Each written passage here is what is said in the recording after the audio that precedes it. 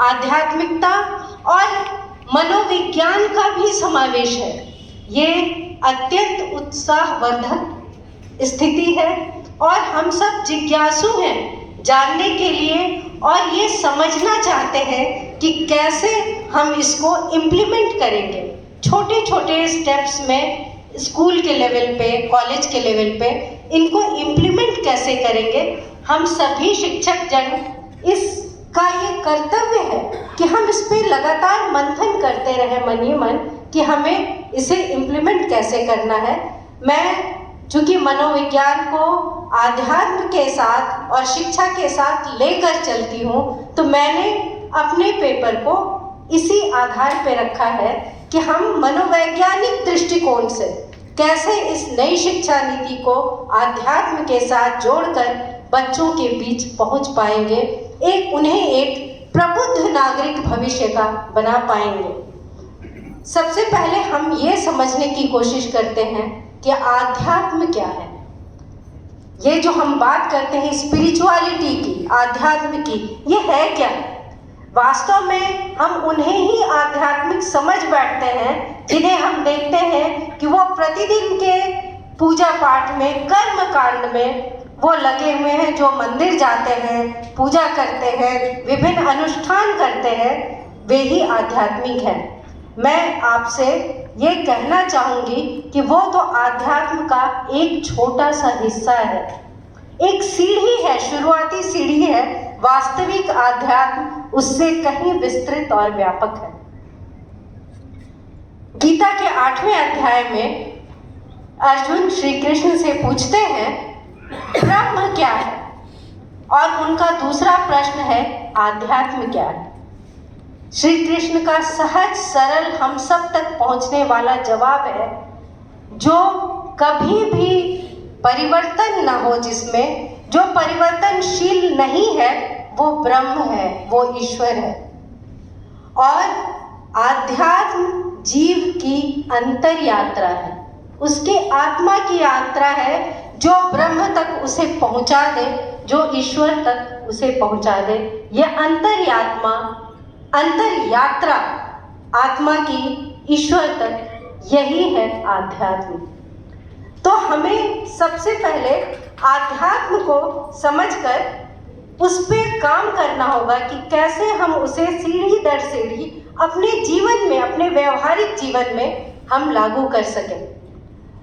श्री रामकृष्ण देव, जो स्वामी विवेकानंद के गुरु थे, उन्होंने आध्यात्म की बड़ी सुंदर व्याख्या की है। वो कहते हैं कि जैसे हम लोग सब शहनाई वादन सुनते हैं, शहनाई का जब वादन होता है तो उसमें एक मूल शहनाई होता है, वो कुछ नहीं करता है, एक स्केल फिक्स कर देता है, वो सीधे चुपचाप एक स्केल पे वो बजता जाता है, और बाकी राग रागिनियाँ, बाकी दूसरी शहनाइयाँ उसके स्केल के आधार पे चलती जाती है। वही जो परमानेंट स्केल है जीवन का, वही आध्यात्म है।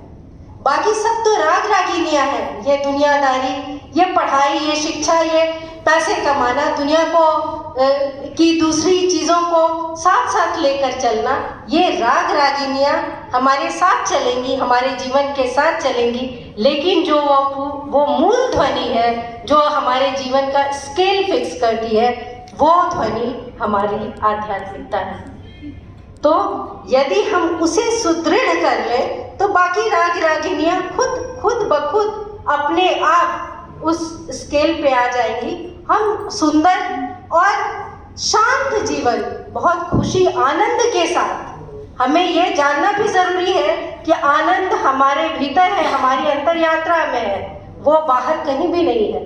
हम ढूंढते हैं उसको, ये मिल जाए, ये घर हो जाए तो हम खुश हो जाएंगे, गाड़ी हो जाए तो खुश हो जाएंगे। नहीं, ये हमारी अंतर आत्मा, आनंद तो हमारे भीतर है, ये बाकी सब तो आना जाना है। ये छोटी छोटी राग रागिनियाँ हैं जो समय के साथ बदलती रहेंगी। तो इस तरह हम आध्यात्म को अपने जीवन से कैसे जोड़ें। आध्यात्म सदा ही भारतीय संस्कृति का मूल रहा है। चाहे हम वसुधैव कुटुंबकम की बात करें, सर्वे भवन्तु सुखिनः की बात करें, या तमसो मां ज्योतिर्गमय की बात करें, ये हमारी आधारशिला रही है। ये हमारी संस्कृति रही है, ये हमारी रीढ़ की हड्डी रही है और इसी आधार पे हम आगे की यात्रा करते हैं। तो ये हमारी संस्कृति का मूल रहा है। लेकिन दुख की बात है कि विदेशी शिक्षा के प्रभाव में, विदेशी गुलामियों के प्रभाव में हम अपने रीढ़ की हड्डी को झुकने पे मजबूर कर दिए। हमने अपनी मूल चीज को, मूल शिक्षा को, जो मूल हमारे हृदय में था, जो हमारी धमनियों में बहता था, उसे हमने भुला दिया और हम नकल में लग गए। दूसरों की नकल करने को स्वामी जी कहते हैं कि ये नकारात्मक शिक्षा ही भारत की दुर्दशा का कारण है। ये नकारात्मक इसलिए है कि ये हमें गुलामी सिखाती है, ये हमें दूसरे का अंधा अनुकरण सिखाती है। तो ये हमारी नकारात्मक शिक्षा है। जब हम अपनी संस्कृति, अपनी मूल भावनाओं को भूलकर दूसरे का अनुकरण करने लगते हैं, तब ये शिक्षा सकारात्मक न होकर नकारात्मक बन जाती है, जो जीवन में कहीं ना कहीं अशांति और अस्थिरता पैदा करती है। आज जो हम अपने समाज में इतनी उच्छृंखलता देखते हैं, शिक्षा के नाम पे, स्वतंत्रता के नाम पे, विमेन लिबरेशन के नाम पे जो हम उच्छृंखलता देखते हैं, उसका कारण यही है कि हम कहीं ना कहीं दूसरों से गाइडेड हो रहे हैं। अपने मूल तत्व को छोड़कर, अपनी आध्यात्मिकता को छोड़कर हम कहीं ना कहीं दूसरों के बीन पे नाच रहे हैं। तो सबसे पहले स्वतंत्रता का अर्थ समझना होगा, आध्यात्मिकता का अर्थ समझना होगा। यह अत्यंत हर्ष का विषय है कि नई शिक्षा नीति को कार्यान्वित करने में हम आध्यात्म को साथ लेकर चल रहे हैं और ये बहुत स्वागत योग्य कदम है और हम सब इस पे अवश्य चलते रहेंगे, चाहे कितना भी संघर्ष न करना हो, चाहे कितनी भी हमें तकलीफ क्यों न उठानी पड़े, किंतु हमें इस आध्यात्म को, अपनी संस्कृति को अपने जीवन में लाना ही होगा। चूंकि मैं बाल मनोवैज्ञानिक हूँ, एक मनोवैज्ञानिक दृष्टिकोण से अब मैं इस आध्यात्म को आप तक पहुँचाने की कोशिश करती हूँ। हम सभी जानते हैं कि साइकोलॉजी, मनोविज्ञान व्यवहार का विज्ञान है। जो व्यवहार हम प्रदर्शित करते हैं उस पे साइकोलॉजी एनालिसिस करता है कि हमारे मन में क्या चल रहा है, हमारे अचेतन में क्या चल रहा है, हमारे सबकॉन्शियस माइंड में क्या चल रहा है। तो ये व्यवहार का जो विज्ञान है वो मनोविज्ञान है। तो और हम सभी जानते हैं कि हमारा व्यवहार कहाँ से प्रेरित होता है, वो हमारी मानसिक क्षमताओं से प्रेरित होता है। हमारा मोटिवेशन क्या है, हमारा एटीट्यूड क्या है, किसी भी समस्या के प्रति या किसी भी चीज के प्रति हमारा नजरिया क्या है, ये हम गाइड करता है हमारे व्यवहार को, दिन प्रतिदिन के व्यवहार को, हमारी एस्पिरेशन लेवल को, हम चाहते क्या हैं। तो ये आध्यात्म जो है, ये हम चाहते क्या है, what is the purpose of life, हमारे जीवन का उद्देश्य क्या है, ये वहां पे ला करके हमारे व्यवहार को प्रेरित करती है। तो मनोविज्ञान में हम सब बातें करते हैं आईक्यू की। हर जो भी स्कूल कॉलेज से जुड़े हैं हम लोग जानते हैं, अरे उसका आईक्यू बहुत हाई है, उसका आईक्यू बहुत इतना एक्सपैंडेड है कि वो कोई भी एग्जामिनेशन क्रैक कर सकता है, वो कोई भी। तो हम एक पूरे व्यक्तित्व को नापने के लिए एक आईक्यू का पैमाना रखते हैं, जो कि जांचता क्या है, हमारी रीजनिंग कैपेबिलिटी, हमारा मैथमेटिकल एटीट्यूड, हमारे जो प्रॉब्लम सॉल्विंग के तरीके हैं वो खोजता है। लेकिन क्या एक संपूर्ण व्यक्तित्व को, एक दिव्य व्यक्तित्व को नापने का ये एक छोटा सा पैमाना हो सकता है क्या? बिल्कुल नहीं। हम अगर किसी व्यक्तित्व को जो इस धरातल पे एक उद्देश्य के साथ आया है, एक दिव्य आत्मा के साथ आया है, उसे क्या एक सिर्फ आईक्यू से नाप सकते हैं? नहीं, ये हमारी एक कैपेबिलिटी हो सकती है। तो जो आधुनिक मनोविज्ञान है, जो रिसेंट डेवलपमेंट्स हुए हैं मनोविज्ञान में, जो जिसे कैरी किया गया है अमेरिका में, ब्रिटेन में, उन सभी जगहों के जो अभी रिसेंट जो साइकोलॉजिकल एनालिसिस हुए हैं व्यक्तित्व को नापने का, वैसे मुझे मालूम है इसमें अभी आगे और भी डेवलपमेंट्स बाकी हैं, क्योंकि व्यक्तित्व एक बहुआयामी चीज़ है, उसे एक आयाम में देखा ही नहीं जा सकता है। अगर कोई बच्चा मैथ्स में अच्छा नहीं है तो क्या हम कह सकते हैं कि उसका व्यक्तित्व ही कमज़ोर है? नहीं। तो अभी के जो रिसेंट डेवलपमेंट्स हैं साइकोलॉजी के, वो हमें अभी 4 आयाम दिखा रहे हैं। पहला है PQ, फिजिकल कोशेंट, हमारी जो शारीरिक क्षमताएं हैं। तो हमेशा एक बात हमें ध्यान में रखना चाहिए कि हमारा मन, शरीर और आत्मा तीनों एक तालमेल में होना चाहिए। तो हमारे शरीर का भी तालमेल हमारी आत्मा और हमारे मन के साथ होना चाहिए, और ये तालमेल कितना अच्छा है ये मेजर करने के लिए है PQ, फिजिकल कोशेंट। दूसरा है IQ, जो बहुत कॉमन है, जिसके बारे में हम सभी जानते हैं कि मेंटल कैपेबिलिटी जांचने का एक तरीका है IQ, लेकिन उसका भी अपना लिमिटेशन है। वो सिर्फ नापता है कि आपकी रीजनिंग कैपेसिटी क्या है, आप कितना अच्छे हैं प्रॉब्लम सॉल्विंग में, किसी खास सिचुएशन में आप किस तरह रिएक्ट करते हैं, आप किस तरह उसको डील करते हैं, ये है IQ। तो ये दूसरा तरीका है।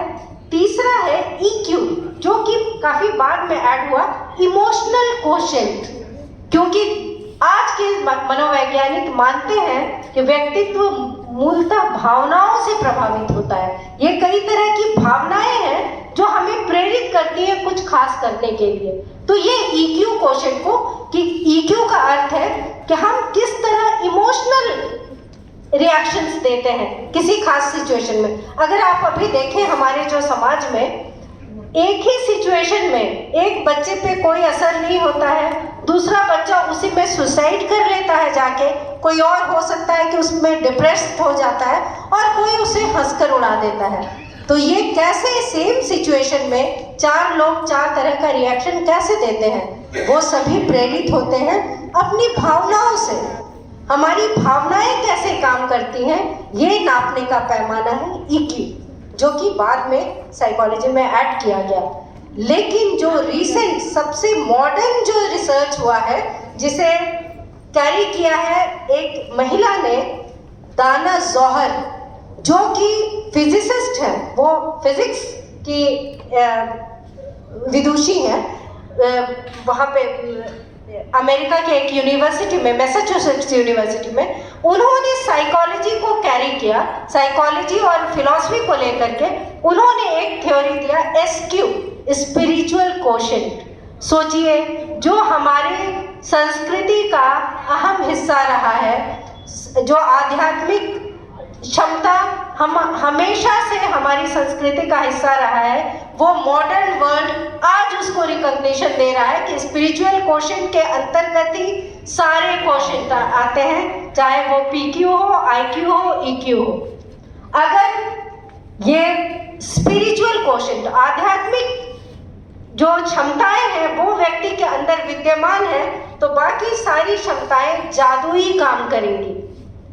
क्योंकि अगर सारी क्षमताएं, हम बहुत अच्छे मैथमेटिशियन हैं, बहुत अच्छे फिजिकली हैं, बहुत अच्छे इमोशनली भी स्ट्रांग हैं, लेकिन अगर हमारे साथ हमारी आध्यात्मिकता नहीं है, हमारे साथ हमारी नैतिकता नहीं है, हमारी सिंसियरिटी नहीं है, तो ये सब बेकार है। एक लेवल तक जाकर के इनका कोई मोल नहीं रह जाएगा। किंतु स्पिरिचुअल डेवलपमेंट के साथ यदि हम ये सारे कोशेंट हमारे साथ हैं, फिजिकल हो, IQ हो, EQ हो, तो ये सभी कोशेंट जादुई रूप से हमारे पर्सनालिटी को डेवलप करेंगे। तो ये क्षमता है आध्यात्मिकता की, जिसे आज पूरी दुनिया पहचान रही है, और ये तो हमारे साथ है, हमेशा है भारतीय संस्कृति में। हम इसे बचपन से देखते, चाहे वो प्रत्यक्ष रूप से देखें या अप्रत्यक्ष रूप से देखें, किंतु ये हमेशा हमारे साथ चल रही है।